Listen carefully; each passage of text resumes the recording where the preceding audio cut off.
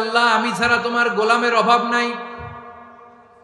ও আমার রব, আমি ছাড়া এই জমিনের বুকে তোমার গোলামের অভাব নাই, কিন্তু তুমি ছাড়া তো আমার দ্বিতীয় কোনো রব নাই।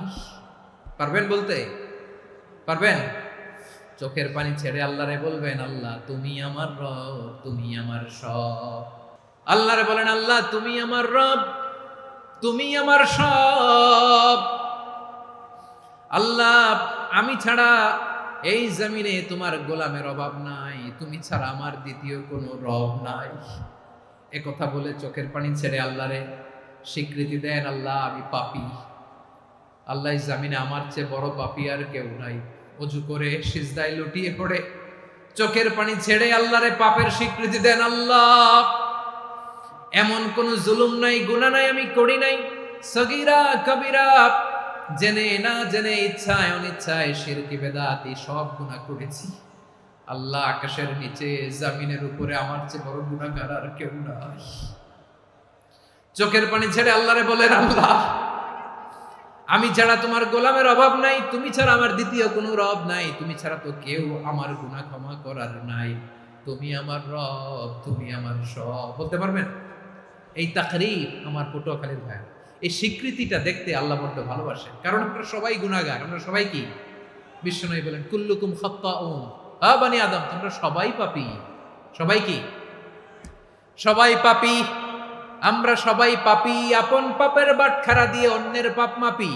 আমরা যে পাপী এটা ভাবতে মনে চায় না কারণ, খালি অন্যের পাপ দেখি আমরা, এটা ভুল। ওর এই পাপ, ও পাপী, ও জালেম, ও জাহান্নামী, এরকম একটা টেন্ডেন্সি। আমার যে কি হালাত এটার খেয়াল নাই। খেয়াল করতে হবে যে আমি সবচেয়ে বড় পাপী, ঠিক কিনা বলেন? পাপ করি নাই এমন কেউ আছি? হ্যাঁ আছি, আছি। কেউ না জানলেও জানে কে আমার পাপের ঘটনা? পৃথিবী না জানুক আমি তো জানি, আমি কি পাপ করেছি হায়। ও আমার কলিজার টুকরা ভাইরা, মাথাটাকে নিচু করে জীবনের সব গুনার ফিরিস্তিগুলো একটা একটা করে স্বীকার করে আল্লাহরে বলেন, আল্লাহ আমি পাপী। আল্লাহ আমার চেয়ে বড় পাপী এই দুনিয়াতে কেউ নাই। আকাশের নিচে জমিনের উপরে আমার চেয়ে বড় পাপী কেউ নাই। একটা একটা করে আল্লাহ স্বীকার করি আমি পাপী, সব পাপের স্বীকৃতি দিলাম। আল্লাহ তাআলা যদি দয়া করে আমাদেরকে মাফ না করে, আমাদের বাঁচার কোনো উপায় নাই। আপনি কি ভেবেছেন আপনার নামাজ দিয়ে আপনি জান্নাতে যাবেন? আপনি তাহাজ্জুদ গুজার, সেজদা দিতে দিতে কপালে দাগ ফেলেছেন, এটা আপনারা জান্নাতে নেবে না। আপনি এলাকার সবচেয়ে বড় হাতেম তাই দানশীল, এই দানের ভরসায় বসে আছেন, কুশ্চিন কালো না। আমাদের নামাজ, আমাদের রোজা, আমাদের ইবাদত, এগুলোকে মিজানের পাল্লায় উঠালে কোনো ওজনই হবে না। তবে আমাদের একটা কৌশল জানা আছে, আমরা আল্লাহর রহমতের ভিখারি। আমরা সেদিন আগেই গুনার স্বীকৃতি দিয়ে দেব। আমরা বলবো, আল্লাহ তুমি প্রশ্ন করার আগে তোমার একটা কথা বলি, আমারে কিছু জিজ্ঞেস করো না, আমি সব করেছি। এমন কোন পাপ নাই যে পাপ আমারে দিয়ে হয় নাই। তোমার রহমত দিয়ে তুমি জান্নাতে পাঠাবা, তোমার দয়ায় জান্নাতে যেতে চাই, আমল দিয়ে না। পারবেন বলতে? কিয়ামতের দিন আমরা বলবো, আল্লাহ আমার আমল দিয়ে জান্নাত চাই না, আমি তোমার দয়া দিয়ে জান্নাত চাই। তোমার দয়া ছাড়া আমার কোনো উপায় নাই। কারণ আল্লাহ যদি বিচার করে বাঁচার কারো উপায় নাই। আল্লাহ যদি বলে ফেলেন তুই এটা করলি কেন, ওখানে গেলি কেন, কোরআনে 1000 বার নিষেধ করলাম তারপরেও এই পাপে জড়ালি কেন, এরকম প্রশ্ন ছুড়ে দিলে আমার উত্তর আছে? বাঁচার কোনো উপায় আছে? আমরা যে জীবনে বিপদে পড়ি, আমরা বিপদে পড়লে আমাদেরকে উদ্ধার করে কে? আল্লাহ ছাড়া আমাদের বাঁচানোর কেউ আছে? উদ্ধার করার কেউ আছে? রক্ষা করার কেউ আছে? এজন্য বিপদে পড়লে আমরা চাইবো কার কাছে? আমাদের যাই দরকার হোক আমরা ফরিয়াদ করব কার কাছে? কিন্তু কবরে যিনি শুয়ে আছে ওই বাবার কাছে সন্তান চাওয়া যাবে? চাকরি চাওয়া যাবে? সফলতা চাওয়া যাবে? সফলতা দেয় কে? সবাই বলেন নাই, আওয়াজ করে বলেন, সফলতা দেওয়ার মালিক কে?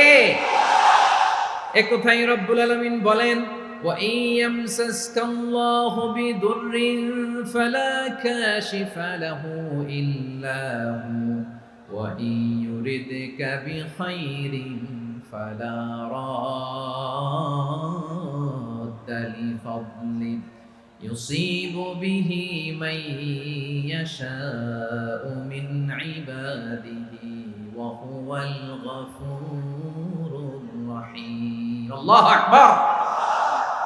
আল্লাহ বললেন ওয়াইন ইয়ামসাসকাল্লাহু বিদুররিন ফালা কাশিফা লাহু ইল্লা হু। আল্লাহ যদি তোমাকে কোনো বিপদ স্পর্শ করায়, আল্লাহ যদি তোমারে কোনো বিপদে ফেলে দেয়, ওই বিপদ থেকে উদ্ধার করার তিনি ছাড়া আর কেউ নাই। জোরে বলেন ঠিক কিনা? তিনি যদি কোনো বিপদে ফেলেন, তিনি ছাড়া বিপদ থেকে উদ্ধার করার কেউ নাই।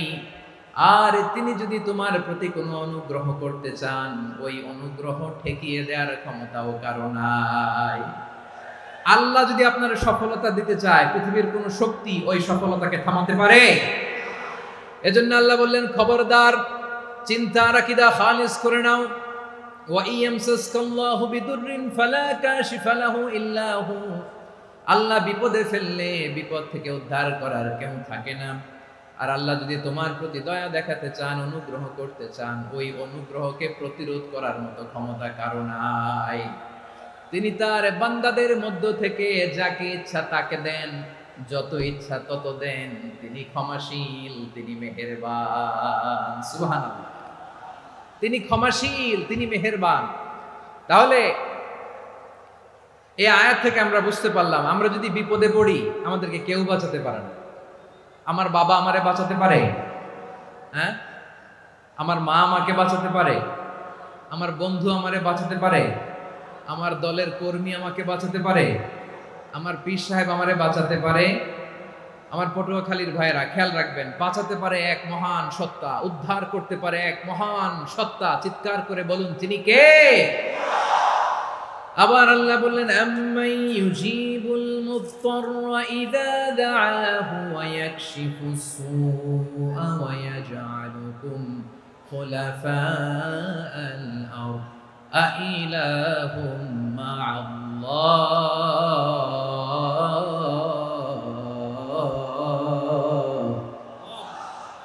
ক্বালিলাম মা তাযাক্কারুন। রব্বুল আলামিন বলেন, বিপদে পড়ে কাতর কণ্ঠে চিন্তাগ্রস্ত হয়ে যখন কেউ ফরিয়াদি হয়ে আল্লাহর ডাকে হাত তোলে, তখন এই ব্যক্তির ডাকে সাড়া দেয় কে? সবাই বলুন। কাতর কণ্ঠে বিপন্ন অবস্থায় আপনি যখন কেঁদে কেঁদে হাত তুলে আপনার দুঃখের কথা জানান, আপনি যখন ডাকেন তারে, তখন আপনার ডাকে সাড়া দেয় কে? আল্লাহ বলে আমি সাড়া দেই। তোমাদের বিপদকে মুক্ত করে দেয় কে? ওই আল্লাহর সাথে কোন উপাস্য আছে নাকি? কিন্তু খুব অল্প সংখ্যক লোকই তোমরা উপদেশ গ্রহণ করো। কথাটা কার? তাহলে বিপন্ন মানবতা যখন কাঁদে, মানুষ যখন বিপদে পড়ে নিরুপায় হয়ে ফরিয়াদ করে, তার ডাক শোনার কেউ নাই একজন ছাড়া। চিল্লায় বলেন তো তিনি কে?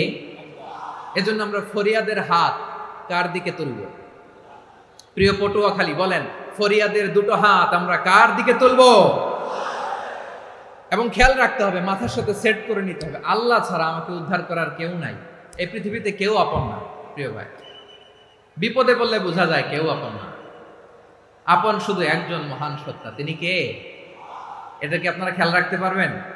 হ্যাঁ, বিপদে আপদে কেউ আমাদের বাঁচাতে পারে না, তরাতে পারে না, মুক্তি দিতে পারে না, উদ্ধার করতে পারে না, একমাত্র আমার প্রভু ছাড়া, আল্লাহ ছাড়া। চিল্লায় বলেন ঠিক কিনা? এবং প্রিয় পটুয়াখালীর ভাইয়েরা, মাথার সাথে এটা সেট করে নিতে হবে যে আমাদের পুরো জীবনটাই পরীক্ষা। পুরো জীবনটাই কি? The life is a test. পুরো জীবনটাই পরীক্ষা। এই জীবনে বিপদ আসবে, আপদ আসবে, পরীক্ষা আসবে, সবার জীবনে এটা থাকে। এক একজনের পরীক্ষা এক এক রকম। আমার পরীক্ষা একরকম, মাসুদ ভাইয়ের পরীক্ষা একরকম, চৌধুরী সাহেবের পরীক্ষা একরকম, আপনার পরীক্ষা একরকম, ওনার পরীক্ষা আবার আরেক রকম। পুরো পৃথিবীটাই পরীক্ষা ক্ষেত্র, সবাই পরীক্ষা দিচ্ছি, কিন্তু কারো পরীক্ষা প্রশ্নের সাথে কারোটার মিল নেই। সুবহানাল্লাহ পড়বেন না? পুরোটাই পরীক্ষা ক্ষেত্র, সবাই পরীক্ষার্থী, কিন্তু প্রশ্নপত্র একটার সাথে আরেকটা মিলে না, one doesn't match the other, একজনেরটার সাথে আরেকজনেরটা মিলে না। কাউকে আল্লাহ তাআলা ধনী বানিয়ে পরীক্ষা করেন। কি বানিয়ে? কথা কি বুঝতেছেন নাকি কষ্ট হচ্ছে? কষ্ট হচ্ছে আপনাদের? কাউকে আল্লাহ ধনী বানিয়ে পরীক্ষা করেন, আবার কাউকে আল্লাহ তাআলা গরিব বানিয়ে পরীক্ষা করেন, কাউকে আল্লাহ অসুস্থ বানিয়ে পরীক্ষা করেন। কেউ দেখবেন যে দুরারোগ্য ব্যাধিতে আক্রান্ত, ডাক্তার বলেছে আর সময় নাই, দুরারোগ্য ব্যাধি, ক্যান্সার, যার নেই কোনো অ্যান্সার, তার জন্য পরীক্ষা হচ্ছে এই রোগ। আরেক লোক দেখবেন তার আবার রোগ বালাই নাই, মাশাআল্লাহ, তাকে আল্লাহ তাআলা আর্থিক দৈন্যতা, দারিদ্রতা দিয়ে পরীক্ষা করছেন। এরকম আছে না নাই? টাকা পয়সা নাই, দিন আনে দিন খায়, যা আছে তাতে চলে না, এটা তার জন্য পরীক্ষা। আবার আরেক শ্রেণীর লোক দেখবেন তাকে আল্লাহ অসুস্থতাও দেয় নাই, দারিদ্রতাও দেয় নাই, তার দাম্পত্য জীবনের সমস্যা আছে না নাই? স্ত্রী কথা শোনে না, অথবা ছেলে মেয়ে কথা শোনে না। তাহলে পরীক্ষা সবার জীবনে আছে, এক একজনের পরীক্ষাটা এক এক রকম। আল্লাহ তাআলা দেখতে চায় যে এই পরীক্ষার সময় আমরা কিরকম রেসপন্স করি, how to deal with the test, কিভাবে এই বিপদ আপদ পরীক্ষাগুলোকে আমরা হ্যান্ডেল করব, ডিল করব, এটা হচ্ছে আজকের আলোচনার বিষয়। বুঝতে পেরেছেন সবাই আমার প্রিয় ভাইয়েরা? তাহলে পরীক্ষাময় আমাদের জীবন, বিপদ আপদ পরীক্ষা, এটা মানুষের পিছু ছাড়ে না। সবার জীবনে পরীক্ষা আছে, নবীদের জীবনেও পরীক্ষা ছিল। সাহাবারা জিজ্ঞেস করেছেন, ইয়া রাসূলুল্লাহ, আইয়ুন নাসি আশাদ্দু বালাআন ফিদ দুনিয়া, এই দুনিয়ার বুকে কাদের পরীক্ষা সবচেয়ে বেশি? বিশ্বনবী বলেছেন, আল আম্বিয়া, এই পৃথিবীতে সবচেয়ে বেশি পরীক্ষা আল্লাহ তাআলা নিয়ে থাকেন নবীদের।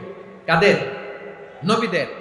সুম্মাল আমসাল ফাল আমসাল, এরপরে নবীদের পরের স্তরে যারা, তাদের পরীক্ষা। এরপরে তাদের পরের স্তরে যারা, তাদের পরীক্ষা। সিদ্দিকিনদের, শুহাদাদের, সালিহিনদের, আল্লাহওয়ালাদের, যার ঈমান যত মজবুত তার জীবনে পরীক্ষাও তত বেশি। চিল্লায় বলেন ঠিক কিনা? তাহলে মুমিনরা, বিশ্বাসীরা, আমরা কি পরীক্ষা বিপদ আপদে ভয় পাই? হ্যাঁ, বিপদ দেখলে ভয় লাগে আপনাদের? ভয় লাগে? হ্যাঁ, না, মুমিনরা বিপদে ভয় পায় না, তারা হতাশ হয় না, সুবহানাল্লাহ, তারা নিরাশ হয় না। বিশ্বাসীরা হাল ছেড়ে দেয় না, তারা ভরসা রাখে একজনের উপর। চিল্লায় বলতে হবে তিনি কে? কারণ মুমিন জানে the grief isn't permanent, the test isn't permanent, the struggle in our life isn't permanent. আমাদের জীবনের দুঃখ, কষ্ট, স্ট্রাগল, এগুলো পার্মানেন্ট নয়।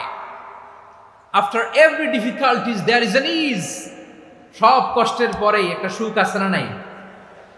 রব্বুল আলামিন বলেন, ফা ইন্না মাআল উসরি ইউসরা, ইন্না মাআল উসরি ইউসরা, ভয় পেও না, চিন্তা করো না, কষ্টের সাথেই আমি রেখে দিয়েছি স্বস্তি। সুবহানাল্লাহ বলেন। মুমিন জীবনে বিপদ যত বেশি, কষ্ট যত বেশি, তার সামনে সফলতা তার চেয়েও বেশি। ঠিক কিনা বলেন? কারণ বিশ্বাসীরা জানে রাত্রি যত গভীর হয়, সুবহে সাদিকের সময় তত আগাতে থাকে। গর্ভবতী নারীর পেটের ব্যথা যত বাড়তে থাকে, ঘরে নতুন মেহমান আগমনের সময় ঘনাতে থাকে। মুমিনদের উপর বিপদ, অত্যাচার, আপদ, পরীক্ষা যত বাড়তে থাকে, কালেমার পতাকা উড্ডয়নের সময় কাছে আসতে থাকে। বিশ্বাসীদের এগুলো হিসাব মিলানো অনেক আগে, এগুলো অনেক আগে হিসাব মিলানো। দুঃখের আধার শেষে সুখের আলো মিটিমিটি হাসে। চিল্লায় বলেন ঠিক কিনা? যত বেশি, পরীক্ষা যত বেশি, কষ্ট যত বেশি, সুখের সময় তত কাছাকাছি। চিল্লায় বলতে হবে ঠিক কিনা? এজন্য মুমিন জীবনে পরীক্ষা বেশি, মুমিনদের হতাশা নাই, মুমিনরা নিরাশ হয় না, হতাশ হয় কাফিররা। মুমিনরা কখনো হাল ছেড়ে দেয় না, মুমিনরা ভরসা রাখে একজনের উপর, তিনি কে? তাহলে আমার প্রিয় পটুয়াখালীবাসী, বিপদ থাকবে, পরীক্ষা থাকবে, এই বিপদ থেকে আমাদেরকে উদ্ধার করবেন একজন, তিনি কে? আমরা শুধু আল্লাহর উপরই ভরসা রাখবো। রাজি আছেন তো? চাইবো একজন সত্তার কাছে, আওয়াজ করে বলুন তিনি কে? একজন নবী ওনার চাচাতো ভাই আব্দুল্লাহ ইবনে আব্বাস রাদিয়াল্লাহু তাআলা আনহুকে বললেন, ইয়া আব্দুল্লাহ ইবনে আব্বাস, হে আব্দুল্লাহ ইবনে আব্বাস, ইযা সাআলতা ফাসআলিল্লাহ, যখন চাইবে আল্লাহর কাছে চাও। ও আব্দুল্লাহ, যখন চাইবা আল্লাহর কাছে চাও। ওয়া ইযা ইসতাআনতা ফাসতাইন বিল্লাহ, যখন সাহায্য চাইবা আল্লাহর কাছে ফরিয়াদ করো। জেনে রেখো ও আব্দুল্লাহ, ওয়া'লাম আন্নাল উম্মাতা লাউ ইজতামাআত আলা আন ইয়ানফাউকা বিশাইইন লাম ইয়ানফাউকা ইল্লা বিশাইইন ক্বাদ কাতাবাহু আল্লাহু লাক। ও আব্দুল্লাহ, জেনে রেখো, মনে রেখো, গোটা বিশ্বের সবাই মিলে যদি তোমার উপকার করতে চায় ততটুকুই তারা করতে পারবে যতটুকু আল্লাহ তোমার নসিবে সেটা লিখে রেখেছে। ঠিক কিনা বলেন? আর যদি গোটা বিশ্বের সবাই মিলে তোমার বিরুদ্ধে কনস্পাইরেসি করে, ষড়যন্ত্র করে, গোটা বিশ্বের সবাই মিলেও যদি তোমার ক্ষতি করতে চায় ততটুকুই শুধু পারবে যেটা আল্লাহ তোমার জন্য বরাদ্দ রেখেছে। যতটুকু আল্লাহ তাআলা তোমার জন্য বরাদ্দ রেখেছে অতটুকুই ক্ষতি করতে পারবে, আর এক চুল বেশিও করতে পারবে না, কমও করতে পারবে না। চিল্লায় বলেন ঠিক কিনা? এজন্য আমরা চাইবো কার কাছে? সবাই বলেন নাই, আওয়াজ করে বলেন কার কাছে? সব সময় আমরা আল্লাহর কাছে চাইবো, বিপদে আপদে, সুখে দুঃখে, সচ্ছল অবস্থায় অসচ্ছল অবস্থায়, পরাজয়ের সময় বিজয়ের সময়, সব সময় আমরা ভরসা রাখবো কার উপর? সবাই বলুন। একদল লোক আছে যারা বিপদে পড়লে আল্লাহরে ডাকে, আছে না নাই? পটুয়াখালীতে মাশাআল্লাহ নাই। বিপদ আসলে আল্লাহরে ডাকে, বিপদ নাই আল্লাহও নাই।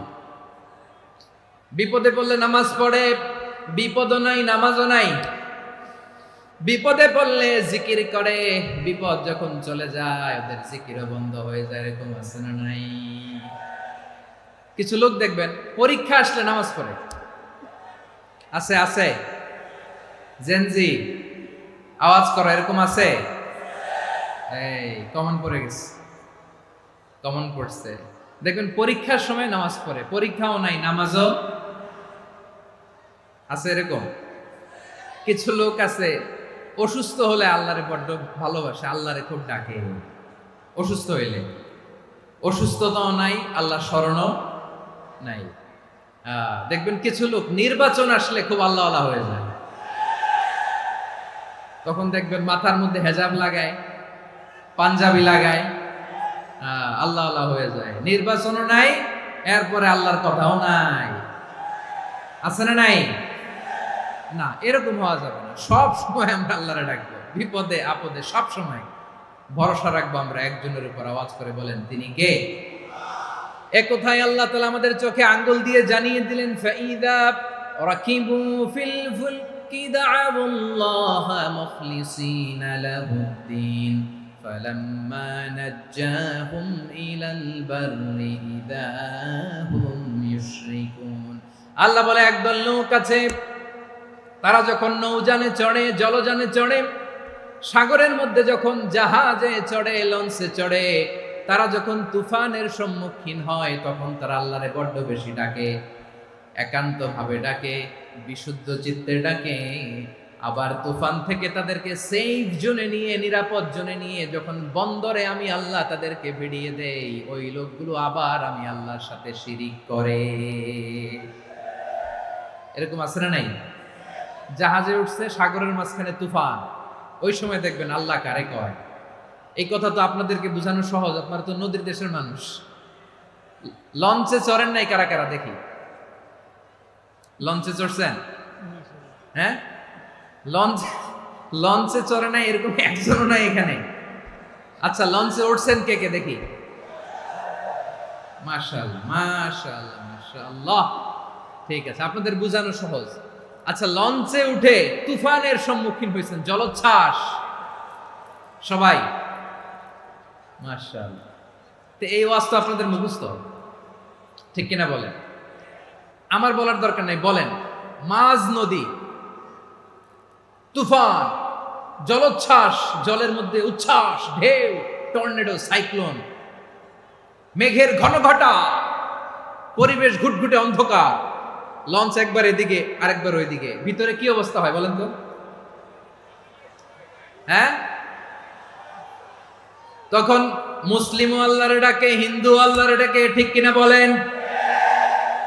আস্তিক আল্লাহরে ডাকে, নাস্তিক আল্লাহরে ডাকে, ঠিক কিনা?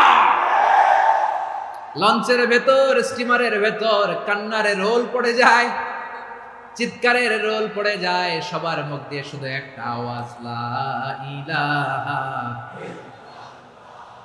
লা ইলাহা, লা ইলাহা, সুবহানাল্লাহ, আলহামদুলিল্লাহ, লা ইলাহা। আল্লাহ নামের জিকির করবে যারা, আল্লাহর কাছে প্রিয় তারা, আল্লাহর কাছে প্রিয় যারা, জান্নাতে প্রবেশ করবে তারা, জোরে লা ইলাহা,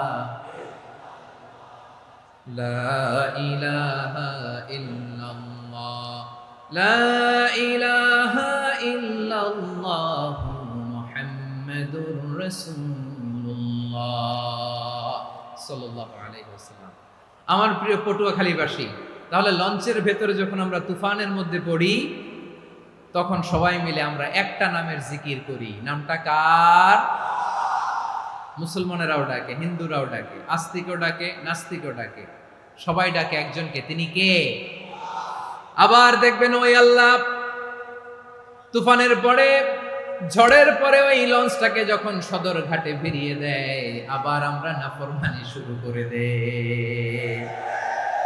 সে কোথায় আল্লাহ বললেন, ফাইদা রাকিবু ফিল ফুলকি দা'আউল্লাহ মুখলিসিনা লাহুদ্দিন ফালাম্মা নাজ্জাহুম ইলাল বাররি ইযা হুম ইউশরিকুন।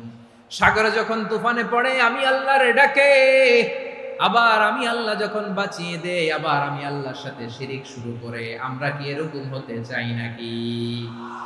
এরকম করবেন? হ্যাঁ না, আমরা তুফানে পড়লেও আল্লাহরে ডাকি, আবার বাঁচায় দেওয়ার পরেও ডাকি কারে? আল্লাহকেই ডাকি। বিমানের মধ্যে মাঝে মাঝে দেখবেন যে এয়ার টার্বুলেন্স হয়, জানেন? এয়ার টার্বুলেন্স জানেন তো? মাঝে মাঝে বিমানটা বাউন্সিং করে, বাম্পি, ভেরি বাম্পি ওয়েদার। শোনেন নাই?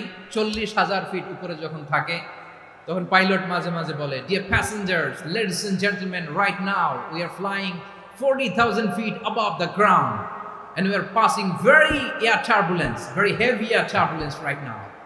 Please fasten your seatbelt. দেখবেন মাঝে মাঝে বলে যে, ভদ্র মহিলা, ভদ্র মহোদয়গণ, আমরা 40,000 ফিট উপর দিয়ে যাচ্ছি আর এয়ার টার্বুলেন্স ফেস করছি, মেহেরবানি করে আল্লাহর হস্তে সিট বেল্ট বাঁধুন। তখন বিমানটা এরকম বাউন্সিং করে, শেকিং করে। আপনারা মুখোমুখি হয়েছেন? ইদানিং এই এয়ার টার্বুলেন্স বেড়ে গিয়েছে। গত বছর আমার ইন্টারন্যাশনাল অনেকগুলো ফ্লাইট ছিল, তো আমি দেখলাম যে আগের ফ্লাইটগুলোর তুলনায় এখন এয়ার টার্বুলেন্স খুব বেশি। আমি একটু রিসার্চ করে দেখলাম, ক্লাইমেট চেঞ্জের কারণে, জলবায়ু পরিবর্তনের কারণে আকাশের বাতাসের মুভমেন্টে পরিবর্তন হয়েছে, ফলে এখন বিমান শেকিং করে বেশি, বাউন্সিং, বাম্পি ওয়েদার। তো বলেন তো, 40,000 ফিট উপরে যখন আপনি, কয় হাজার ফিট? সবাই বলুন, কয় হাজার ফিট? 40,000 ফিট উপরে যখন আপনি, তখন যখন বিমানটা এরকম বাউন্সিং করে, সবাই যখন ভমিটিং করে বিমান নষ্ট করে দেয়, বমি করে, তখন বাঁচানোর কে আছে আল্লাহ ছাড়া? কেউ আছে? ওই মুহূর্তেও সবাই মিলে একজনের ডাকে আওয়াজ করে বলেন, তিনি কে? মাঝে মাঝে কিছু সোশ্যাল মিডিয়ায় কিছু ভিডিও পাওয়া যায় যে হেভি যখন এয়ার টার্বুলেন্স হয়, 10 সেকেন্ড 15 সেকেন্ডের কিছু ভিডিও পাওয়া যায়, বিমানটা এরকম বাউন্সিং করছে, বাম্পি ওয়েদার, কাঁপছে, মানুষগুলো বমি করছে, অক্সিজেন মাস্কগুলো সব ঝুলে পড়েছে, বিমানটা শুধু কাঁপছে। তখন দেখবেন বিমানের ভেতরেও এরকম লঞ্চের মতো চিৎকার আছে না নাই? বিমানের ভেতরেও তখন চিৎকার। গত বছর হিথ্রো এয়ারপোর্ট থেকে সিঙ্গাপুর এয়ারলাইন্সের একটা ফ্লাইট, হিথ্রো টু চাঙ্গি, একটা ফ্লাইটে এমন বেশি এয়ার টার্বুলেন্সের শিকার হয়েছিল ওই এয়ারক্রাফটটা, 33 জন যাত্রী সেখানে আহত হয়েছে, একজন যাত্রী নিহত হয়েছে। কেবিন ক্রুজ, এয়ার হোস্টেস যারা আছে, একজনের নাক ফেটে, চোখ ফেটে, কপাল ফেটে, ব্লিডিং হয়ে শয়লা। প্রিয় ভাইয়েরা, ওই 40,000 ফিট উপরে বিমানটা যখন কাঁপবে, তখন আমাদেরকে আল্লাহ ছাড়া আর কেউ বাঁচানোর আছে? এত আস্তে বললে হবে? ওই কঠিন মুহূর্তে আমার বাবা আমারে বাঁচাতে পারে, আমার বন্ধু আমারে বাঁচাতে পারে। এই গ্রাউন্ডে, জমিনের বুকে আমার প্রোটোকল, আমার ক্ষমতা, আমার দাম্ভিকতা কোনো কিছু আমারে বাঁচাতে পারে একজন ছাড়া। চিল্লায় বলতে হবে, তিনি কে? সে আল্লাহ বললেন, গোলাম আমি বিপদের সময় ঠিকই তোমাদের বাঁচিয়ে দেই। ওই বিমানের ভেতরে 40,000 ফিট উপরে যখন তোমরা এয়ার টার্বুলেন্সের শিকার হও, তখন নাস্তিকও আল্লাহরে ডাকে, হিন্দু আল্লাহরে ডাকে। জোরে বলেন ঠিক কিনা? আবার বিমানটা যখন শান্ত হয়ে যায়, একটু পরেই বিমানের স্ক্রিনের মধ্যে হিন্দি সিনেমা খোঁজে।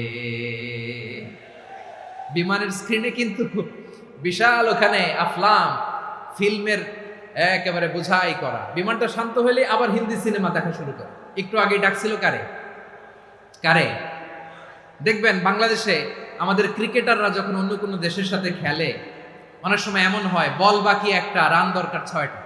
বল বাকি কয়টা? পটুয়াখালী বোঝে নাই বোধহয়। বল বাকি কয়টা? রান দরকার। আপনি দেখবেন ক্যামেরাম্যান তখন গ্যালারিতে খালি দেখায় দর্শকদের যে কি অস্থিরতা। হিপ হপ স্টাইলের মেয়েটা, যে মেয়েটার ওড়না এতক্ষণ ছিল গলায়, এতক্ষণ কইছিল, ওই মেয়েটা দেখবেন ওড়নাটা টেনে মাথায় দিয়ে এরকম মুনাজাত ধরতেছে, আল্লাহ আল্লাহ, একটা সক্কা, আল্লাহ আল্লাহ, আমার লাল সবুজের পতাকারে তুমি অপমানিত কইরো না আল্লাহ। ইন্ডিয়ার সাথে আমাদের খেলা, আল্লাহ আল্লাহ, একটা সক্কা, একটা একটা। পুরো পুরো খেলা জুড়ে এই মেয়ের ওড়না ছিল গলায়, কিন্তু যখন 1 বলে 6 রান দরকার, ওড়না চলে আসছে কোথায়? মাথায়। আবার মুনাজাত আছে না নাই? ঠিকই বাংলাদেশের দামাল ছেলে এমন এক শট মারলো, বল চলে গেল স্টেডিয়ামের বাইরে, ছক্কা, জিতে গেলাম আমরা। পুরো স্টেডিয়াম জুড়ে চিৎকার, হই হুল্লোড়, মৌজ মাস্তি। যেই মেয়েটা মাথার মধ্যে ওড়না দিয়ে এতক্ষণ সুবহানাল্লাহ সুবহানাল্লাহ বলে আল্লাহর কাছে দোয়া করেছে, ওই মেয়ে এখন আবার ওড়না ফেলে দিয়ে নাচা শুরু করে দিয়েছে। তাহলে আল্লাহর ভয়, আল্লাহর প্রতি আস্থা, বিশ্বাস, ভালোবাসা, এটা কি ক্ষণিকের জন্য? মানে আমার যখন লাগবে তখন আল্লাহর ইউজ করবো নাকি? হ্যাঁ, বিপদে আপদে, সুখের সময় দুঃখের সময়, সচ্ছল অসচ্ছল অবস্থায় বিশ্বাসীরা ভরসা রাখে একজনের উপর। চিৎকার করে বলো, পটুয়াখালী তিনি কে? সে আল্লাহ বললেন, গোলাম মনে করো না জাহাজ থেকে সদরঘাটে ভিড়িয়ে দিলাম তুমি নিরাপদ হয়ে গেছো।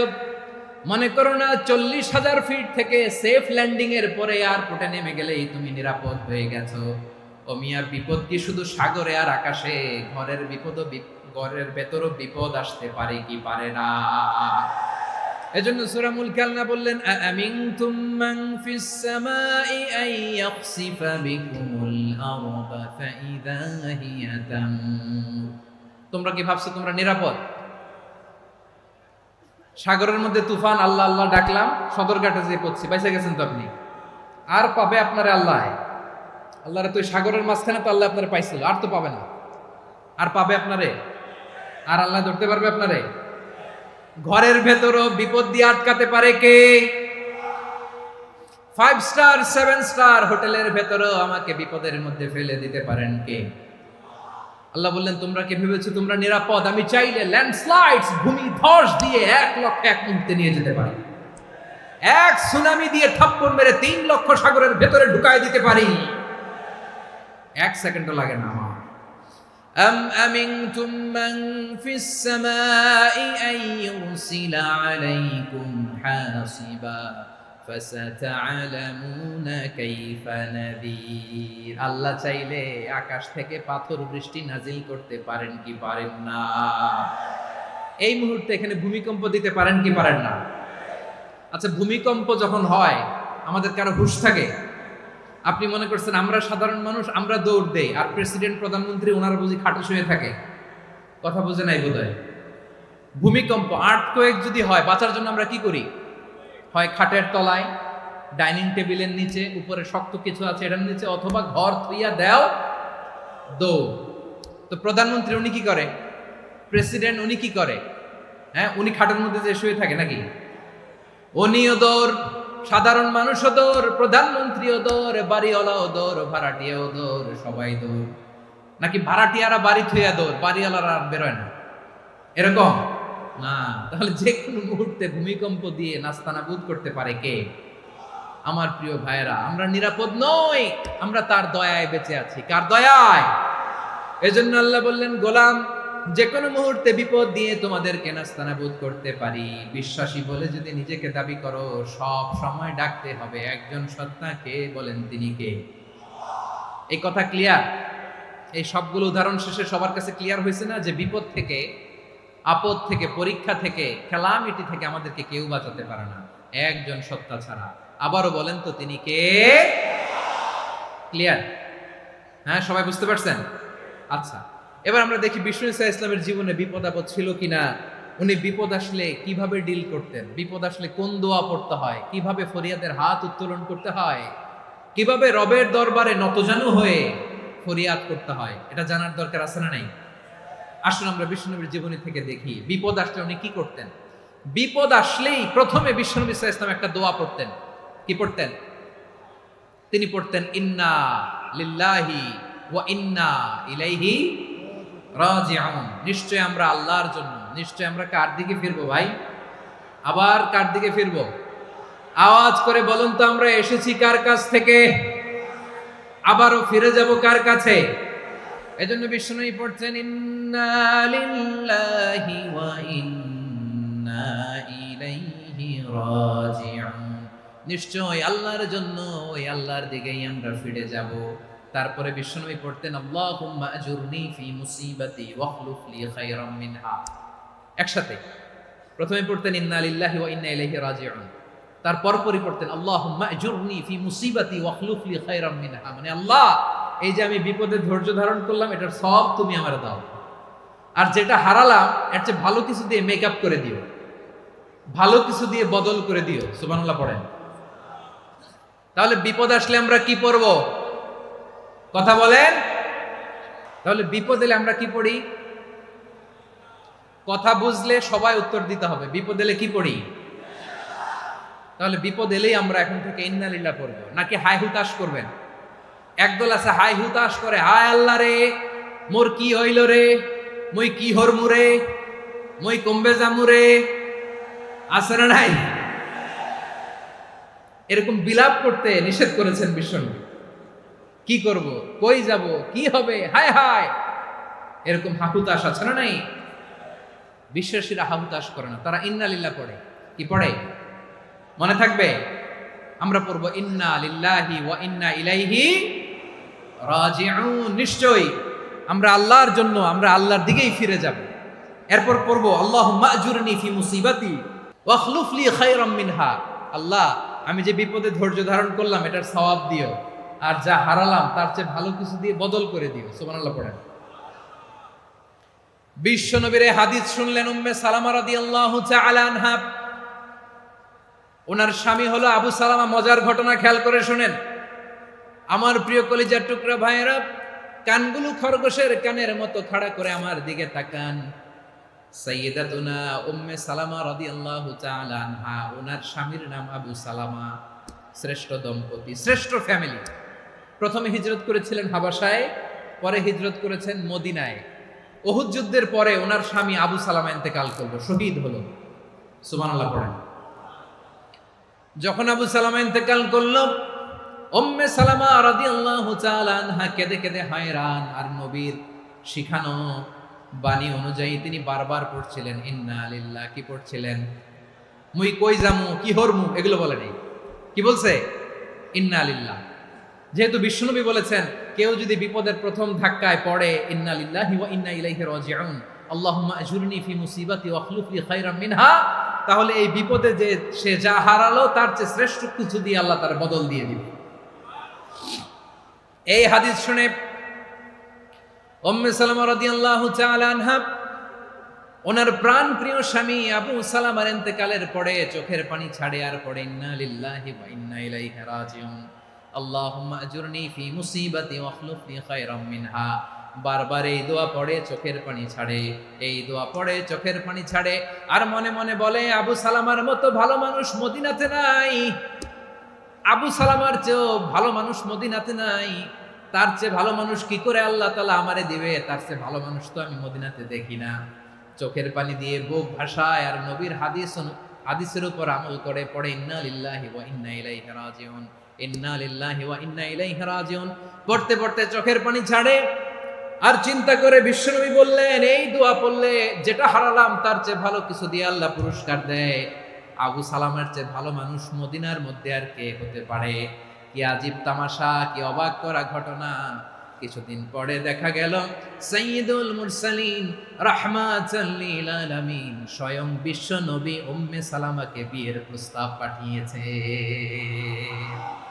স্বয়ং বিশ্ব নবী উম্মে সালামা রাদিয়াল্লাহু তাআলা থেকে বিয়ের প্রস্তাব পাঠিয়েছেন। উনি রাজি হয়ে গেলেন, বিয়ে হয়ে গেল, উনি হয়ে গেলেন উম্মুল মুমিনিন, আমাদের মা, পুরো মুসলিম উম্মার মা। চিৎকার করে বলেন আল্লাহু আকবার। তাহলে আমার প্রাণপ্রিয় ভাইয়েরা, বিপদে পড়লে আমরা পড়বো ইন্না লিল্লাহি ওয়া ইন্না ইলাইহি রাজিউন, আল্লাহুম্মা আজুরনি ফি মুসিবাতি ওয়া খলুফ লি খায়রাম মিনহা। পড়বেন? পড়বেন না? যারা যারা বিপদ আসলে এই দোয়াটা পড়বেন এখন থেকে আওয়াজ করে ইনশাআল্লাহ বলেন। যা হারাইছেন তার চেয়ে শ্রেষ্ঠ জিনিস দিয়ে বদলা দিবে কে? বিশ্বাস হয়? একটু সন্দেহ লাগে মনে হয়, একটু সন্দেহ আছে? যাদের বিশ্বাস হবে তাদের কি আল্লাহ উত্তম বদলা দিবে, ঠিক কিনা বলেন? তাহলে বিপদে পড়লেই প্রথমে আমরা এটা পড়ব। দোয়াগুলো যদি এখন মুখস্থ না হয়, এই যে রেকর্ডিং হচ্ছে, পেয়ে যাবেন, কালকেই পেয়ে যাবেন। শুনে শুনে মুখস্থ করবেন। আমার মায়েরা, আমার বোনেরা, আপনাদের জন্য 3টি মাঠের অ্যারেঞ্জমেন্ট করা হয়েছে, আমি জানি। আপনারাও এই দোয়াগুলো পড়বেন, আপনার স্বামীকে শেখাবেন, সন্তানকে শেখাবেন, আপনার পুরো পরিবারটাকে জান্নাতের টুকরো বানিয়ে দিবে কে? তাহলে বিপদ আসলে প্রথমে কি পড়তে হবে এটা জেনে গেলাম। এরপরে বিপদ আসলে নিজেকে কি করে আল্লাহর কাছে সঁপে দিতে হয় এটাও জানার দরকার আছে না নাই? বিপদে প্রথমে ইন্নালিল্লাহ পড়লাম, ধৈর্য ধারণ করলাম, বিপদ থেকে উদ্ধারের সর্বোচ্চ চেষ্টা করলাম। আমার কাজ যখন শেষ, তখন আমি আমার এই বিষয়টা আল্লাহর কাছে সঁপে দিব। কার কাছে সুপর্দ করব? কার কাছে? বিপদে বললে কেমন করে নিজেকে আল্লাহর কাছে সঁপে দিতে হয়, আসুন সাইয়েদনা ইব্রাহিম আলাইহিস সালামের জীবনী থেকে জানি। আল্লাহর খলিল ইব্রাহিম আলাইহিস সালাম আমাদের মতো সমাজ ব্যবস্থা পায় নাই। আমরা জন্মের পরে আমাদের কানের ভেতরে আজান দিয়েছে কে? একামত দিয়েছে কে? আমাদের বাপদাদারা আমাদের কানে আজান দিয়েছে কি? দেয় নাই। আমাদের জন্মের পরেই তো আজান, একামত, বাড়ির পাশে মসজিদ, প্রতিদিন আজান, জুমার খুতবা, প্রতি মাসে মাসে তাফসিরুল কোরআন মাহফিল, মসজিদ, মিনারা, অভাব নাই, ঠিক কিনা বলেন? আপনি যেই সুন্দর ইসলামিক এনভায়রনমেন্ট পেয়েছেন, আমাদের ইব্রাহিম খলিল উনিও কি এরকম পেয়েছিলেন? হ্যাঁ, উনি জন্মের পর পরে ওনার কানে আজান দিয়েছে কেউ? আমার প্রিয় ভাইরা, আগা গোড়া একটা শিরকি পরিবেশ উনি জন্মগ্রহণ করেছেন। উনি ছাড়া ওই তল্লাটে একজনও আল্লাহর উপর বিশ্বাসী নাই। কল্পনা করতে পারেন? গোটা তল্লাটে, গোটা দেশে বিশ্বাসী মুমিন, আল্লাহর উপর বিশ্বাস স্থাপনকারী কয়জন?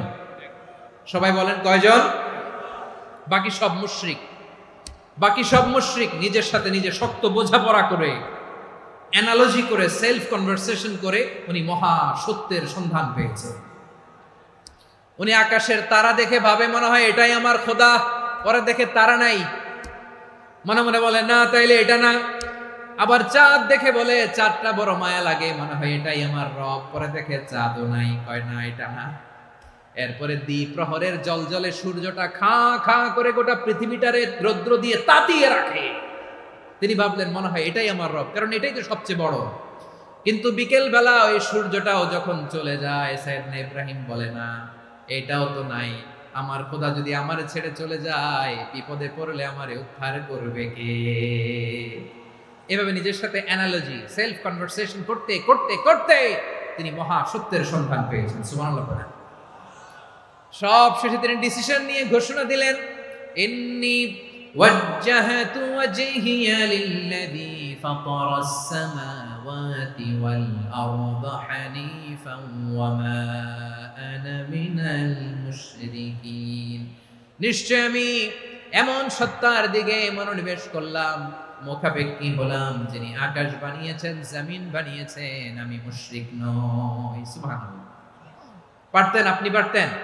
কেউ নাই, লক্ষ লক্ষ মুশরিক, আপনি একা।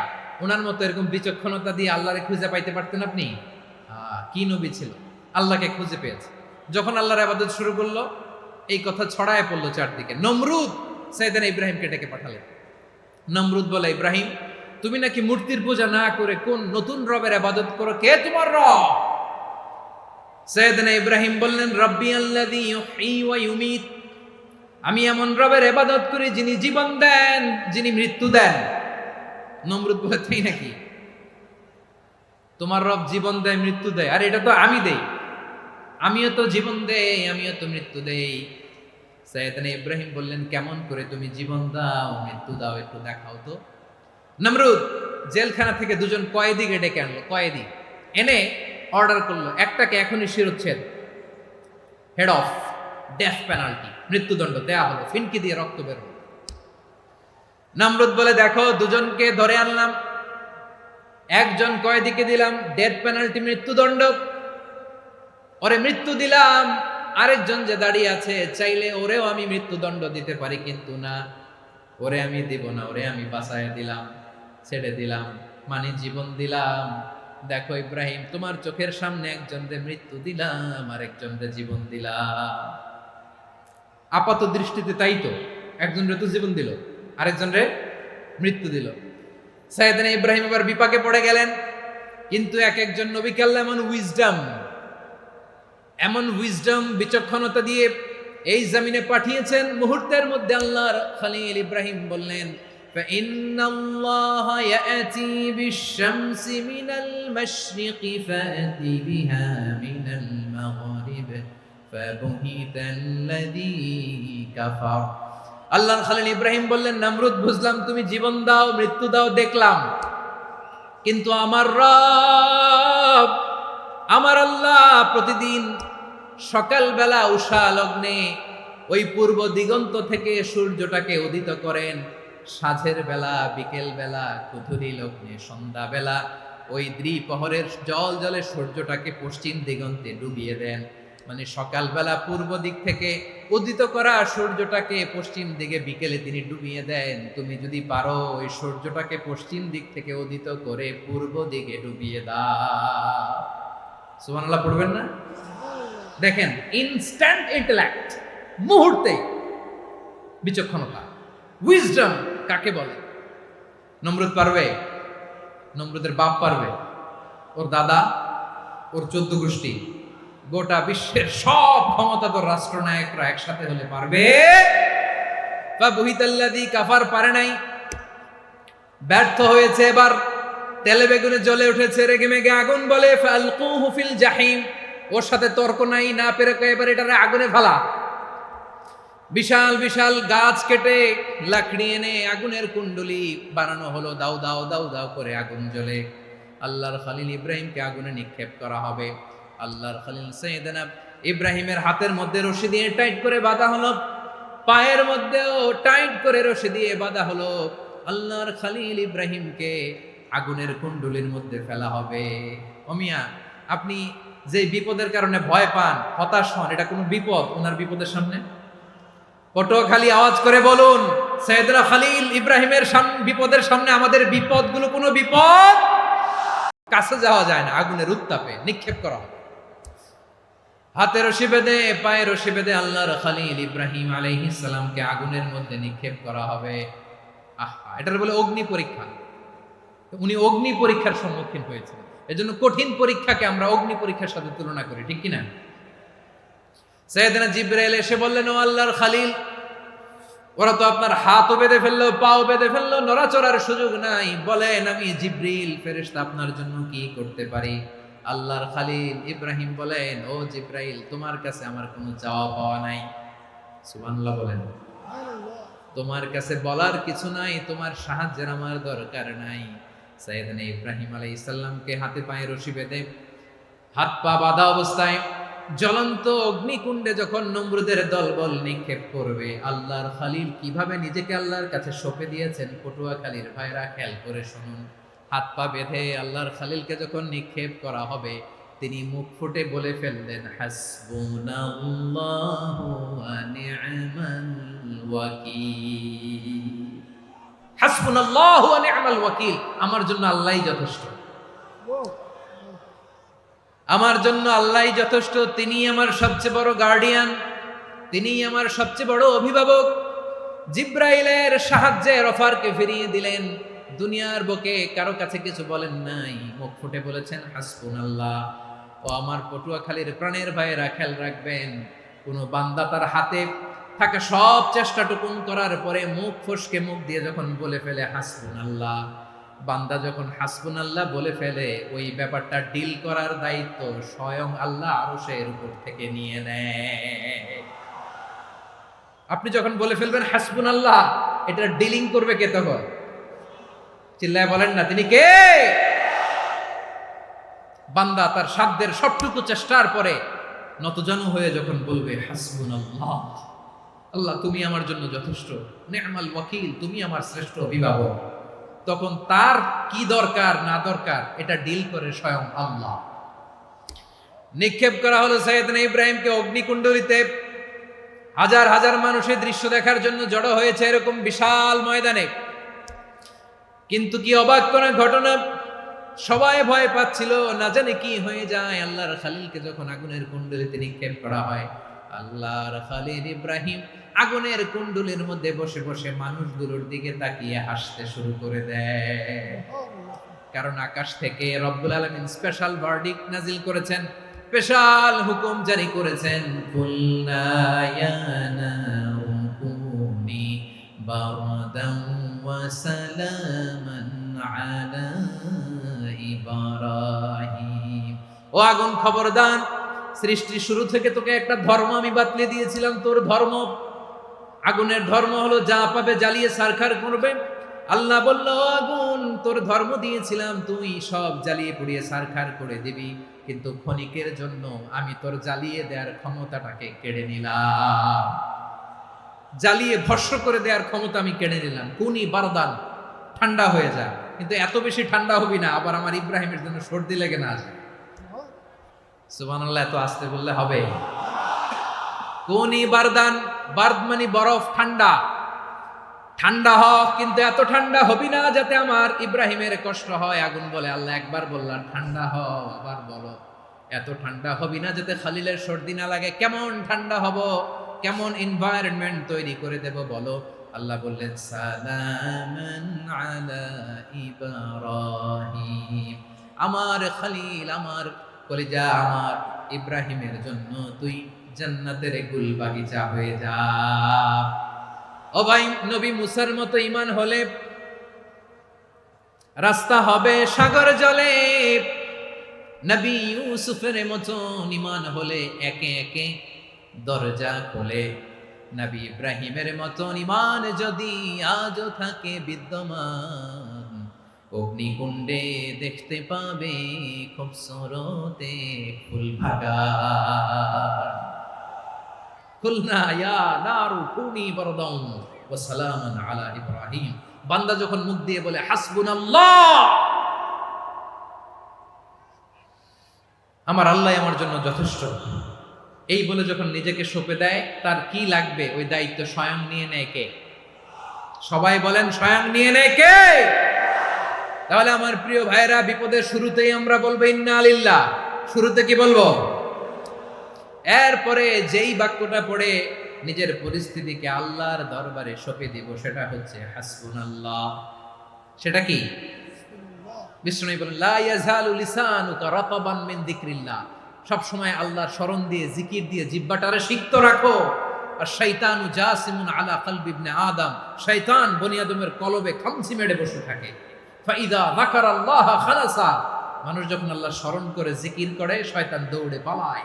ওয়া ইদা গাফালা ওয়াসওয়াসা, যখনই বনি আদম গাফেল হয় তখনই শয়তান তার হৃদয়ে ওয়াসওয়াসা দেয়। এজন্য বিপদে পড়লে ইন্না লিল্লাহ, নিজের সবটুকুন করার পরে, নিজের রোল প্লে করার পরে নিজেকে আমরা কি বলে সঁপে দিব? সবাই বলেন, সবাই বলতে হবে। আরো জোরে বলেন, মনে থাকবে? বিপদে পড়লে প্রথমে ইন্না লিল্লাহ, এরপরে নিজেকে যখন সঁপে দিব তখন হাসবুনাল্লাহ। এরপরে কঠিন বিপদ যদি যখন বিশ্বনবী পড়তেন তখন কি করতেন? এমন বিপদ মাঝে মাঝে হয় না, দেয়ালে পিঠ থেকে যায়, চোখে মুখে অন্ধকার, কি করব দিশা খুঁজে পাই না, এরকম হয় কখনো? হ্যাঁ, আপনাদের হয় হয় না? তো জান্নাতে আছেন আপনারা। হয় হয় এরকম হয়েছে না যে দেয়ালে পিঠ থেকে গেছে, চোখে মুখে অন্ধকার, কই যাব, কি করব, বাঁচানোর কেউ না, এরকম হয়েছে কখনো আপনাদের? যদি হয় তাইলে এটার সলিউশন বলবো, না হইলে তো এগুলো বলে লাভ নাই। হয় হয় হয় বিশ্বনবী এরকম কঠিন বিপদে পড়েছেন জীবনের কিছু কিছু মুহূর্তে। ওই মুহূর্তে বিশ্বনবী স্পেশাল দুইটা দোয়া পড়তেন। এই দোয়াগুলো আপনাদেরকে জানিয়ে দেয়। বিশ্বনবী বলেন, কঠিনতম বিপদে যখন পড়বা, দেয়ালে পিঠ থেকে যায়, চোখে মুখে অন্ধকার, বাঁচার কোনো উপায় নাই, তখন পড়বা লা ইলাহা ইল্লা আনতা সুবহানাকা ইন্নী কুনতু মিনাজ জালিমিন। আল্লাহ, তুমি ছাড়া কোনো ইলাহ নাই, তুমি পবিত্র, নিশ্চয় আমি জালিমদের অন্তর্ভুক্ত। সুবহানাল্লাহ বলেন। এই দোয়া সাইয়েদনা ইউনূস আলাইহিস সালাম পড়েছিলেন যখন মাছের পেটে ছিলেন। কিসের পেটে? এবং অনেক মুফাসসিরিন একরাম বলেছেন, অনেক আহলুল ইলমরা বলেছেন, এটা হচ্ছে ইসমে আজম। ইসমে আজম এমন দোয়া যেটা দিয়ে দোয়া করলে আল্লাহ দোয়া কবুল করে, কিন্তু এটা কোনটা এটা নিয়ে ইখতিলাফ আছে।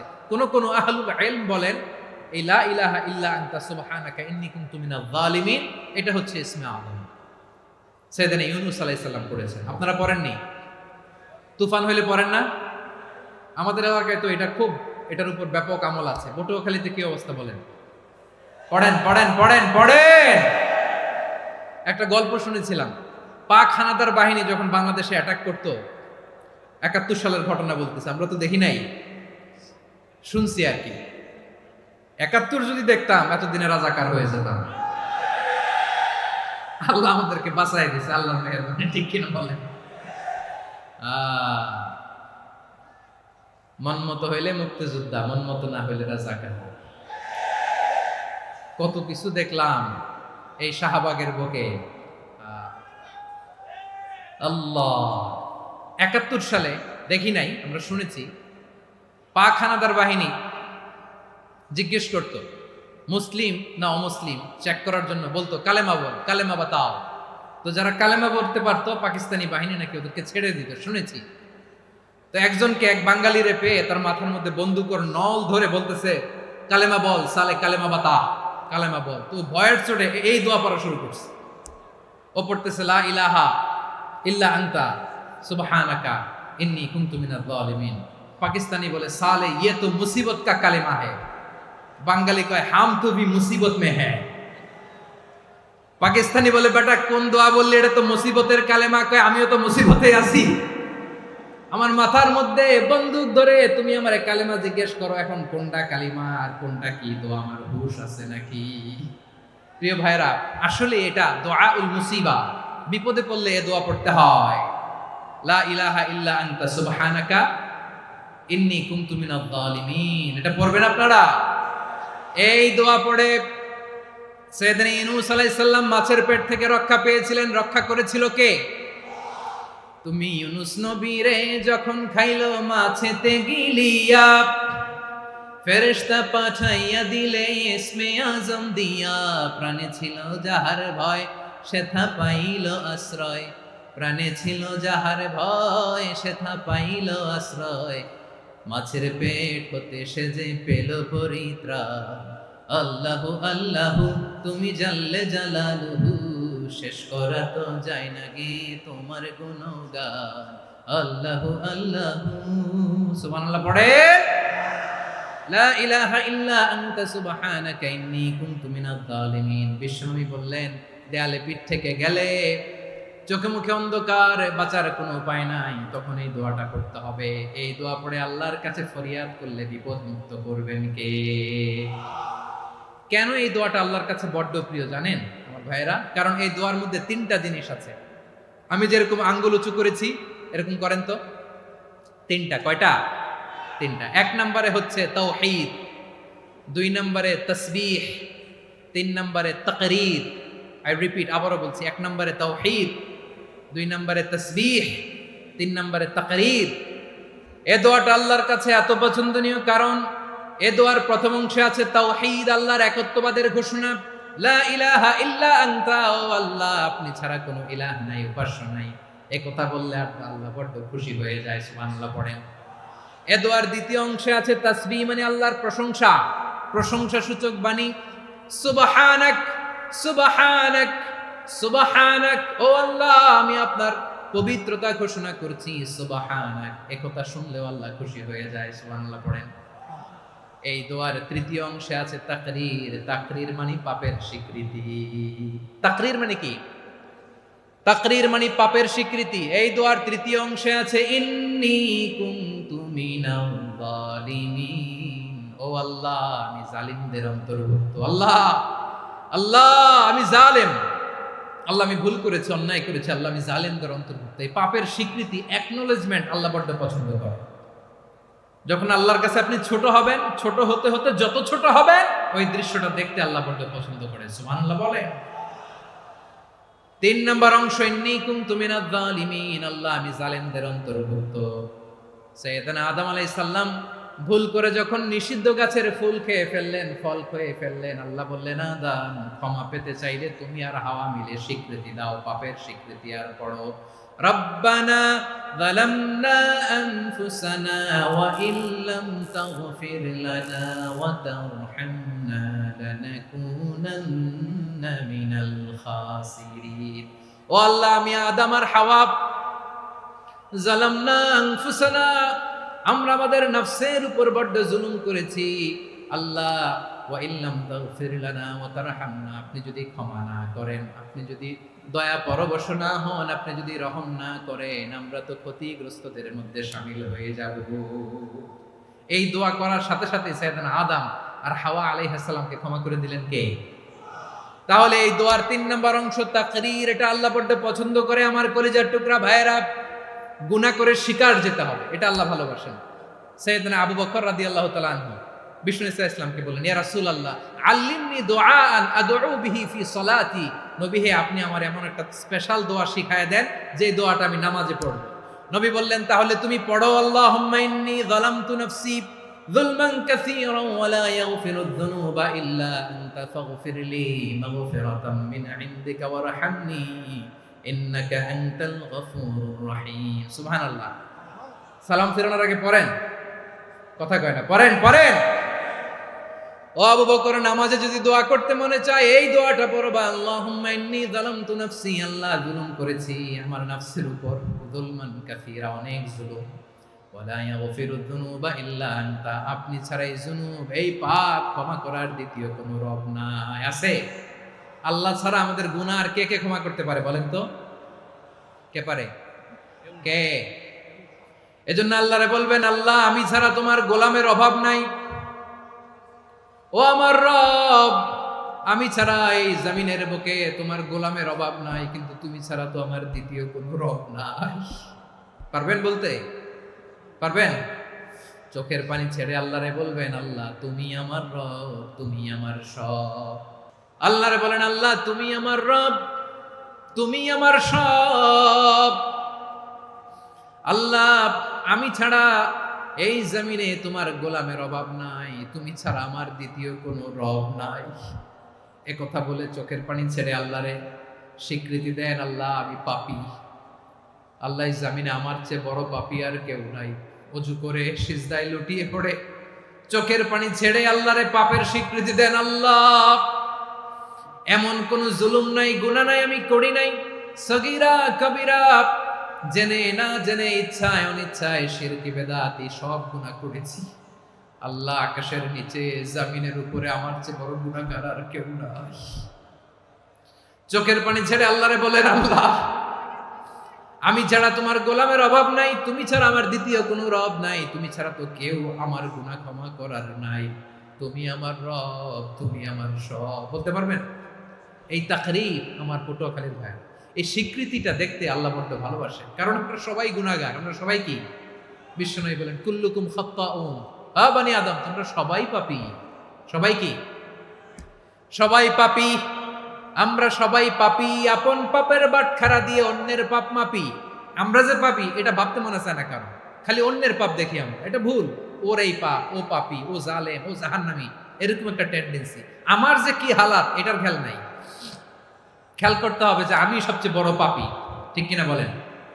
পাপ করি না এমন কেউ আছি? হ্যাঁ আছি আছি, কেউ না জানলেও জানে কে আমার পাপের ঘটনা? পৃথিবী না জানুক আমি তো জানি, আমি কি পাপ করেছি হায়। ও আমার কলিজার টুকরা ভাইয়েরা, মাথাটাকে নিচু করে জীবনের সব গুনার ফিরিস্তিগুলো একটা একটা করে স্বীকার করে আল্লাহরে বলেন, আল্লাহ আমি পাপী, আল্লাহ আমার চেয়ে বড় পাপী এই দুনিয়াতে কেউ নাই, আকাশের নিচে জমিনের উপরে আমার চেয়ে বড় পাপী কেউ নাই। একটা একটা করে আল্লাহ স্বীকার করি আমি পাপী, সব পাপের স্বীকৃতি দিলাম। পৃথিবী না জানুক আমি তো জানি, আমি কি পাপ করেছি হায়। আমার পাপের করলে বিচার, বাঁচার আমার নাই উপায়। দয়াময় তুমি মাফ করো আমায়, মাফ করো আমায়। আল্লাহ তাআলা যদি দয়া করে আমাদেরকে মাফ না করে, আমাদের বাঁচার কোনো উপায় নাই। আপনি কি ভেবেছেন আপনার নামাজ দিয়ে আপনি জান্নাতে যাবেন? আপনি তাহাজ্জুদ গুজার, সেজদা দিতে দিতে কপালে দাগ ফেলেছেন, এটা আপনারা জান্নাতে নেবে না। আপনি এলাকার সবচেয়ে বড় হাতেম তাই দানশীল, এই দানের ভরসায় বসে আছেন, কুশ্চিন কালো না। আমাদের নামাজ, আমাদের রোজা, আমাদের ইবাদত, এগুলোকে মিজানের পাল্লায় উঠালে কোনো ওজনই হবে না। তবে আমাদের একটা কৌশল জানা আছে, আমরা আল্লাহর রহমতের ভিখারি। আমরা সেদিন আগেই গুনার স্বীকৃতি দিয়ে দেব। আমরা বলবো, আল্লাহ তুমি প্রশ্ন করার আগে তোমার একটা কথা বলি, আমারে কিছু জিজ্ঞেস করো না, আমি সব করেছি। এমন কোন পাপ নাই যে পাপ আমারে দিয়ে হয় নাই। তোমার রহমত দিয়ে তুমি জান্নাতে পাঠাবা, তোমার দয়ায় জান্নাতে যেতে চাই, আমল দিয়ে না। পারবেন বলতে? কিয়ামতের দিন আমরা বলবো, আল্লাহ আমার আমল দিয়ে জান্নাত চাই না, আমি তোমার দয়া দিয়ে জান্নাত চাই। তোমার দয়া ছাড়া আমার কোনো উপায় নাই। কারণ আল্লাহ যদি বিচার করে, বাঁচার কারো উপায় নাই। আল্লাহ যদি বলে ফেলেন তুই এটা করলি কেন, ওখানে গেলি কেন, কোরআনে 1000 বার নিষেধ করলাম তারপরেও এই পাপে জড়ালি কেন, এরকম প্রশ্ন ছুড়ে দিলে আমার উত্তর আছে? বাঁচার কোনো উপায় আছে? আপনার আমল দিয়ে জান্নাতে যাবেন? কি দিয়ে যাবেন? আল্লাহর দয়া দিয়ে। আল্লাহর রহম আর দয়া ছাড়া কেউ জান্নাতের চেহারাও দেখতে পাবে না। আমার প্রিয় ভাইরা, এই দোয়া আল্লাহর কাছে পছন্দনীয় হওয়ার কারণ 3টা। দোয়ার প্রথম অংশে আছে তাওহীদ, আল্লাহর একত্ববাদের ঘোষণা। এই দোয়ার দ্বিতীয় অংশ আছে তাসবিহ, আল্লাহর প্রশংসা সূচক বাণী। এই দোয়ার 3 নাম্বার অংশ পাপের স্বীকৃতি। তাহলে আমরা সবাই গুনাহগার, আমরা আল্লাহর কাছে পাপের স্বীকৃতি দিয়ে বলবো, ও আল্লাহ ইন্নী কুনতু মিনাজ জালিমিন, আমরা জুলুম করেছি, পাপ করেছি, অন্যায় করেছি, আল্লাহ বুঝতে পারি নাই, শয়তানের ওয়াসওয়াসায় পড়ে, বন্ধুর পাল্লায় পড়ে, নফসের খায়েশ মিটাতে যে আল্লাহ করে ফেলেছি। তুমি গুনাহ না মাফ না করলে আমাদের গুনাহ মাফ করার দ্বিতীয় কেউ নাই। ঠিক কিনা বলেন? এভাবে অনুতপ্ত হয়ে যদি আল্লাহর কাছে দোয়া করেন, দেয়ালে পিঠ থেকে গেছে, কোনো রাস্তা নাই বের হওয়ার, ওই মুহূর্তেও আপনাকে বিপদ থেকে উদ্ধার করবে কে? বিশ্বনবী চরম বিপদে পড়লে 2টা দোয়া পড়তেন। প্রথম হলো এটা, লা ইলাহা ইল্লা আনতা সুবহানাকা ইন্নী কুনতু মিনাল জালিমিন। এই দোয়াটা আমরা বেশি বেশি পড়ব প্রিয় ভাই। রাজি আছেন? সবাই আওয়াজ করে পড়ুন ইনশাআল্লাহ। আমার প্রিয় ভাইয়েরা, বিপদে পড়লে বিশ্বনবী আরো একটা দোয়া পড়তেন, লা ইলাহা ইল্লাল্লাহুল আযীমুল হালিম, লা ইলাহা ইল্লাল্লাহু রাব্বুল আরশিল আযীম, লা ইলাহা ইল্লাল্লাহু রাব্বুস সামাওয়াতি ওয়াল আরদি ওয়া রাব্বুল আরশিল কারীম। এই যে বললাম, রেকর্ড হয়ে গেছে। এখন তো আর ইনস্ট্যান্ট মুখস্থ না হলো, পরে মুখস্থ করে নেবেন। আল্লাহ ছাড়া কোনো উপাস্য নাই, তিনি সুমহান, মহা সহিষ্ণু। আল্লাহ ছাড়া কোনো উপাস্য নাই, তিনি সুমহান, আরশের অধিপতি। আল্লাহ ছাড়া কোনো উপাস্য নাই, তিনি আকাশের মালিক, জমিনের মালিক, তিনি সুবিশাল আরশের অধিপতি। সুবহানাল্লাহ পড়েন। এই দোয়াটা কেউ যদি পড়ে যদি এর ওসিলা করে দোয়া করে তাকে বিপদ থেকে মুক্তি দেয় কে? মনে থাকবে আপনাদের? তাহলে বিপদের প্রথম ধাক্কায় কি যেন পড়তে হয়? ইন্না লিল্লাহ। তারপরে কি বলে আল্লাহর কাছে নিজেকে সঁপে দিতে হয়? দেয়ালে পিঠ থেকে গেলে লা ইলাহা ইল্লা আনতা সুবহানাকা ইন্নী কুনতু মিনাজ জালিমিন। দুই নাম্বার হচ্ছে লা ইলাহা ইল্লাল্লাহুল আযীমুল হালিম, লা ইলাহা ইল্লাল্লাহু রাব্বুল আরশিল আযীম, লা ইলাহা ইল্লাল্লাহু রাব্বুস সামাওয়াতি ওয়াল আরদি ওয়া রাব্বুল আরশিল কারীম। মনে থাকবে? ইনশাআল্লাহ বলেন সবাই, আওয়াজ করে সবাই ইনশাআল্লাহ। অনেক সময় এমন হয়, হঠাৎ বিপদের সম্মুখীন হয়ে আমরা রেডি হয়ে বের হয়েছে অফিসে, হঠাৎ অ্যাক্সিডেন্টে পড়ে যাই, হঠাৎ পেটের ব্যথায় অজ্ঞান, এরকম হয় না? আপনাদের হয় না? বিষ্ণু ইসলাম বলেন আকস্মিক দুর্ঘটনার বিপদ থেকে যদি কেউ বাঁচতে চায় সকাল সন্ধ্যা যেন প্রত্যেকে এই দোয়াটা পড়ে। সকালে যদি 3 বার পড়ে, সন্ধ্যা পর্যন্ত হঠাৎ হঠাৎ বিপদ থেকে সে রক্ষা পাবে। To be protected from sudden calamity, sudden disaster, sudden calamity, হঠাৎ বিপদ, হঠাৎ ভয়ঙ্কর কোন আকস্মিক বিপদ থেকে আল্লাহ বাঁচায় দেবে। সকালে পড়লে সন্ধ্যা পর্যন্ত প্রোটেক্টেড, সন্ধ্যাবেলায় যদি 3 বার পরে সকাল পর্যন্ত প্রোটেক্টেড। সুবহানাল্লাহ পড়ে। দোয়াটা কি? দোয়াটা হচ্ছে বিসমিল্লাহিল্লাযী লা ইয়াদুররু মা'a ইসমিহি শাইউন ফিল আরদি ওয়ালা ফিস সামাই ওয়া হুয়াস সামিউল আলীম। ছোট না? অনেক ছোট, মুখস্থ করবেন। বিসমিল্লাহিল্লাযী লা ইয়াদুররু মা'a ইসমিহি শাইউন ফিল আরদি ওয়ালা ফিস সামা। ওই আল্লাহর নাম নিচ্ছি যে আল্লাহর নামের বরকতে আকাশ জমিনের কোনো কিছু কারো কোনো ক্ষতি সাধন করতে পারে না। তিনি সর্বশ্রোতা, সর্বজ্ঞ। সুবহানাল্লাহ পড়েন। পড়বেন এই দোয়াটা, বিসমিল্লাহিল্লাযী লা ইয়াদুররু মা'a ইসমিহি শাইউন ফিল আরদি ওয়ালা ফিস সামাই ওয়া হুয়াস সামিউল আলীম। ফজরের পরে 3 বার, মাগরিবের পরে 3 বার যদি কেউ পড়ে, প্রোটেক্টেড, যে কোনো হঠাৎ বিপদ থেকে প্রোটেক্টেড। প্রোটেক্ট করেন কে? ওই আল্লাহর নাম নিচ্ছি যে আল্লাহর নামের ওসিলায় আকাশ জমিনের কোনো কিছু কোনো ক্ষতি করতে পারে না। সুবহানাল্লাহ পড়েন। আচ্ছা, এবার আমাদের জীবনে দুশ্চিন্তা আছে না নাই বলেন? Tension, hyper tension, anxiety, depression, চিন্তা টেনশন নাই এরকম কে কে আছে দেখি? হাত তোলেন। ওই যে হাত তুলছে এক আল্লাহর ওলি, ওই যে। টেনশন নাই তোমার? মাশাআল্লাহ। ও না বুঝে তুলছে, জোকের চোটে, জোশের ঠেলায় ধাক্কায় তুলে ফেলছে। সবার জীবনে টেনশন আছে না নাই? এই দুশ্চিন্তা, পেরেশানি, মারাত্মক পেরেশানি থেকে মুক্তি পাওয়ার জন্য বিষ্ণু ইসলাম 2টো দোয়া পড়তেন। কয়টা? অনেকগুলো পড়তেন। স্পেশাল 2টো দোয়া আজকে আপনাদের শিখায়া যাব, শুনবেন না? কষ্ট হচ্ছে? সংক্ষিপ্ত মুনাজাত দিয়ে দেই। ওরে আল্লাহ, আমি তো 9:30 ক্রস করে ফেলছি মাসুদ ভাই, খেয়াল করি নাই। আরো কয়েক মিনিট? ঠিক আছে, ঠিক আছে। পেরেশানিতে পড়লে, টেনশনে পড়লে এই দোয়াটা, প্রিয় ভাইরা, বিষ্ণু ইসলাম যখন খুব বিপদে পড়তেন, দুশ্চিন্তা ওনাকে ঘিরে ধরতো, উনি পড়তেন ইয়া হাইয়ু ইয়া কাইয়ুম বিরহমাতিকা আস্তাগীথ, ইয়া হাইয়ু ইয়া কাইয়ুম বিরহমাতিকা আস্তাগীথ, ইয়া হাইয়ু ইয়া কাইয়ুম, হে শাশ্বত অবিনশ্বর, হে চিরঞ্জীব, বিরহমাতিকা আস্তাগীথ, তোমার রহমতের উসিলায় তোমার কাছে ফরিয়াদ করি। এটা পড়তেন। আবার আরেক বর্ণনায় এসেছে ইয়া হাইয়ু ইয়া কাইয়ুম বিরহমাতিকা আস্তাগীথ আসলিহ লি শা'নি কুল্লাহু ওয়ালা তাকিলনি ইলা নাফসি তরফাতা আইন। আসলিহ লি শা'নি কুল্লাহ, আল্লাহ আমার সবকিছু আপনি সেটেল করে দেন। আমাদের সব ঝামেলা সেটেল করে দিতে পারে কে? আমরা তো সেটেলমেন্টের জন্য এসপি সাহেবের কাছে যাই, ডিসি সাহেবের কাছে যাই, অমুক ভাইয়ের কাছে যাই, তমুক ভাইয়ের কাছে যাই। এই দোয়া পড়লে আরশের উপর থেকে আপনার ম্যাটার সেটেল করে দিবে কে? তাহলে পড়বেন ইয়া হাইয়ু, হে চিরঞ্জীব। হাইয়ু মানে চিরঞ্জীব, যিনি চিরকাল বেঁচে থাকবেন, মরবেন না। আল্লাহ মরবেন? তার কোনো লয় আছে? ক্ষয় আছে?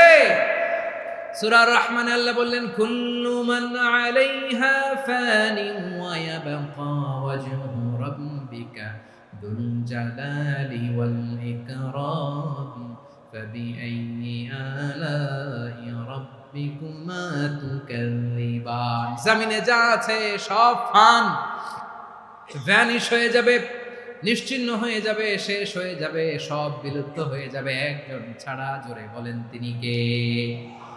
ইয়া হাইয়ু, আমার সাথে আওয়াজ করে পড়েন, ইয়া হাইয়ু, ইয়া কাইয়ুম, ইয়া হাইয়ু, ইয়া কাইয়ুম বিরহমাতিকা আস্তাগীথ আসলিহ লি শা'নি কুল্লা ওয়ালা তাকিলনি ইলা নাফসি তরফাতা আইন।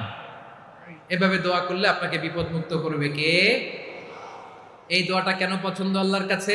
কারণ এখানে আল্লাহর দুইটা সুন্দর নাম আছে, গুণবাচক নাম, আল হাই, আল কাইয়ুম, এ দুটো নাম আছে এখানে। আবার এই দুইটা আয়াতুল কুরসির অংশ। আয়াতুল কুরসির শুরু তো এটা আছে না নাই? হ্যাঁ, আছে না নাই? 3 নম্বর কারণ, এটা ইসমে আজম। কোন দোয়াটা ইসমে আজম? যে দোয়া ওসিলায় দোয়া করলে আল্লাহ দোয়া ফেরায় না। অনেকগুলো মত আছে, সবচেয়ে ভ্যালিড মত হচ্ছে এটা, ইয়া হাইয়ু ইয়া কাইয়ুম, এর ওসিলা দিয়ে দোয়া করলে দোয়া কবুল করে কে?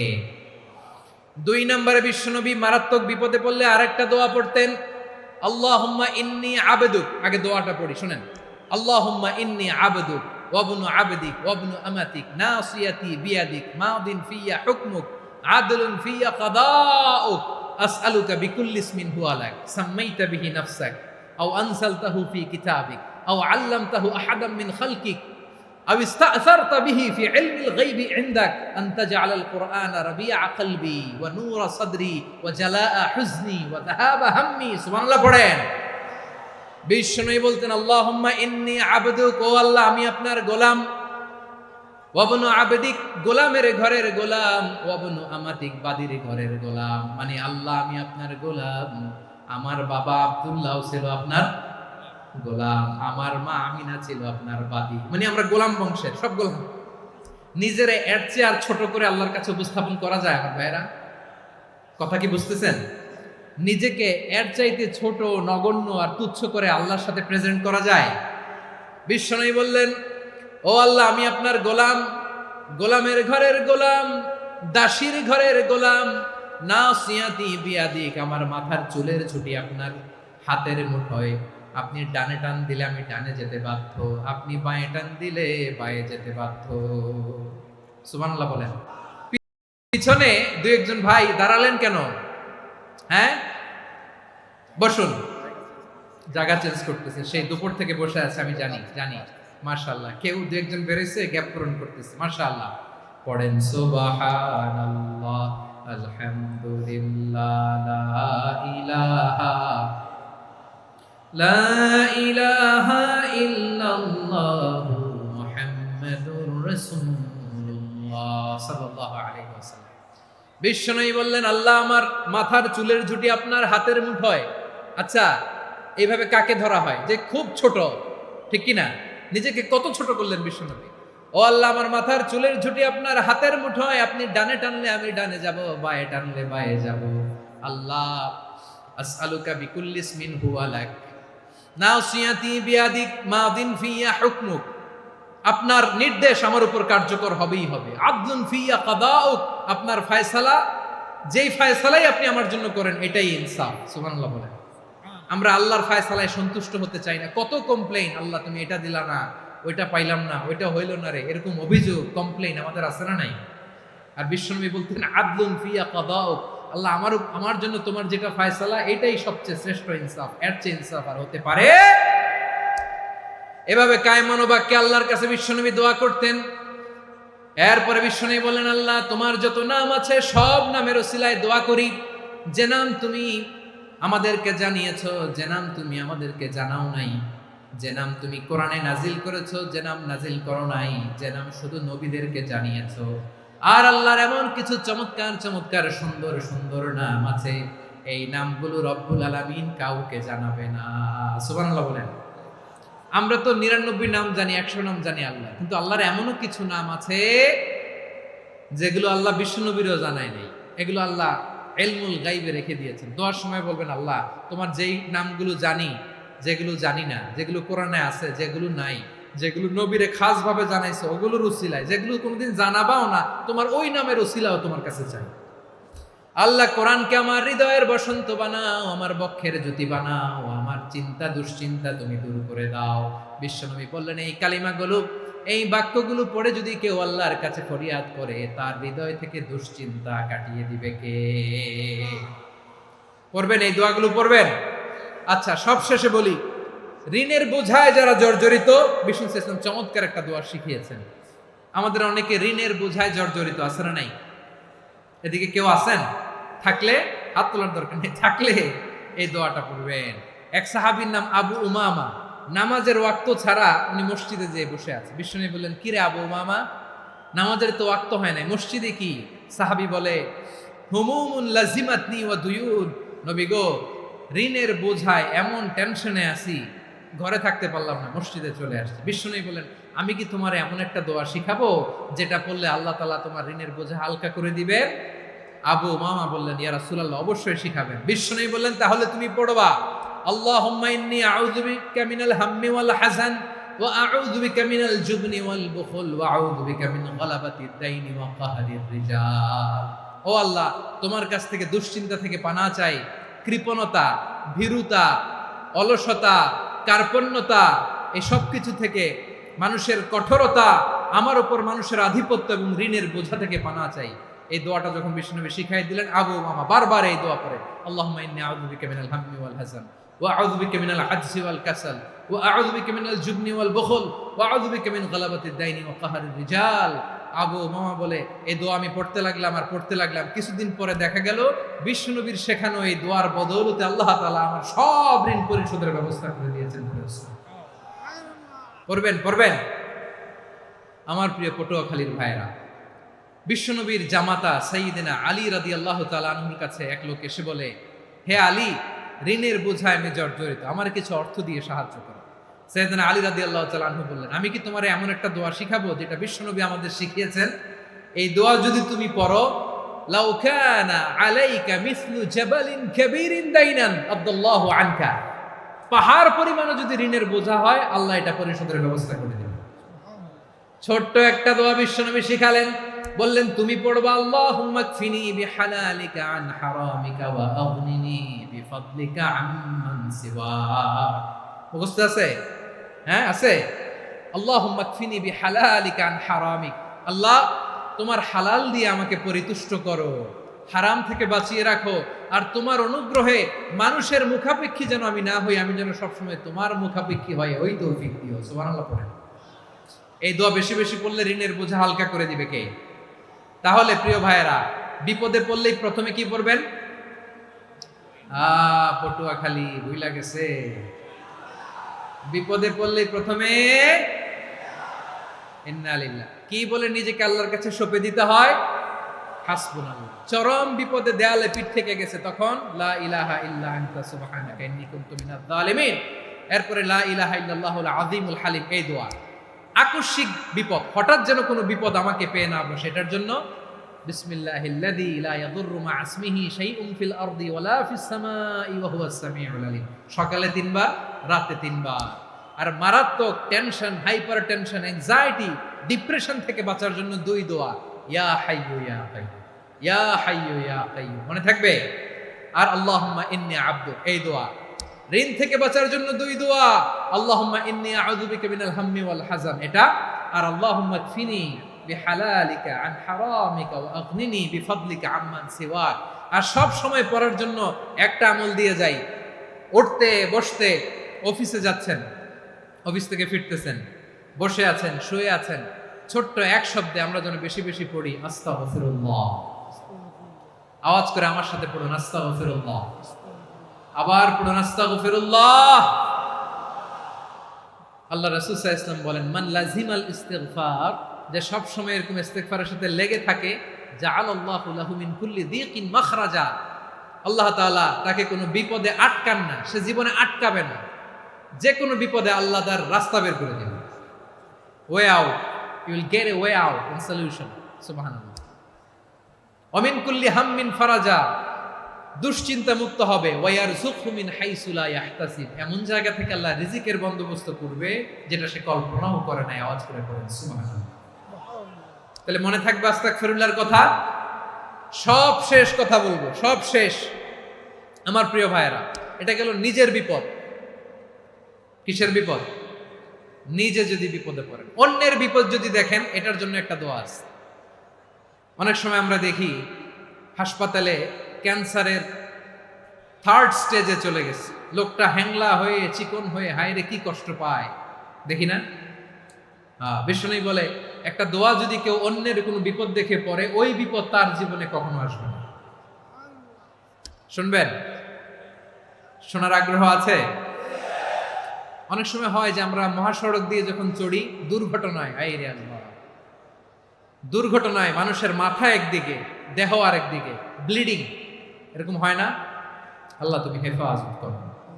বিশ্বনবী বলেন এই দুর্ঘটনা দেখে কেউ যদি এই দোয়াটা পড়ে, তার জীবনে সে কোনোদিন এরকম অ্যাক্সিডেন্টের সম্মুখীন হবে না। শুনবেন?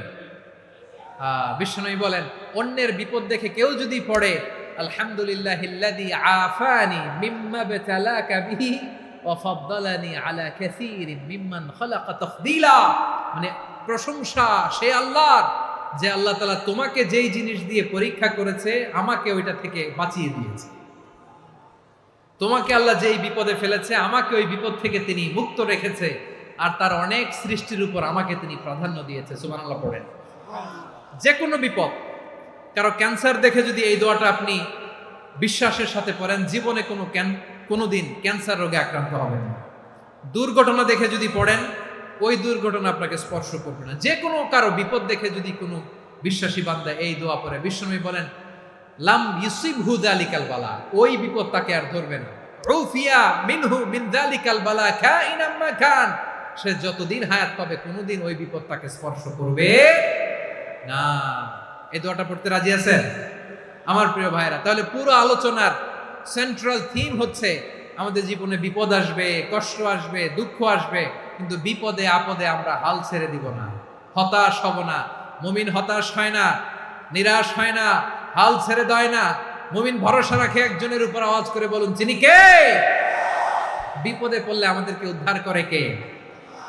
আবার আমাদেরকে যদি কোনো নেয়ামত আল্লাহ দিতে চান, ওইটা কেড়ে নেওয়ার ক্ষমতা কারো আছে?